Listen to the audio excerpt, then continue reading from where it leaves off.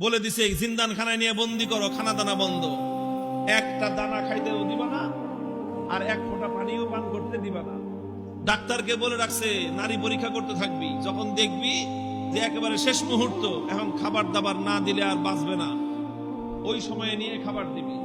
খাবারটা কি দিবি সেটাও ঠিক করে দিছে, বলছে যে মুসলমানদের ধর্মে যে জিনিস হারাম সেটা দিবি, শুয়োরের গোশত আর মদ মেশানো পানি। আল্লাহকে বললাম যে আল্লাহ তুমি পরীক্ষা করতেছো তোমার বান্দা, যে তোমার বান্দা তোমাকে, তোমার দ্বীনকে, তোমার রাসূলকে, তোমার রাসূলের আদর্শকে কতটা ভালোবাসে, তুমি এটা পরীক্ষা করতেছো। আর এই পরীক্ষা করার জন্য জীবন দিছো মাত্র কয়টা? একটা মাত্র জীবন দিছো। আর ওই একটা জীবন দিয়ে আল্লাহ তোমাকে কিভাবে দেখাবো যে আমি তোমাকে আর তোমার দ্বীনকে কতটা ভালোবাসি। তুমি আমাকে 1000 জীবন দান করতাম, একটা একটা করে জীবন তোমার জন্য উৎসর্গ করে তোমার বান্দা আব্দুল্লাহ বিন হুযাফা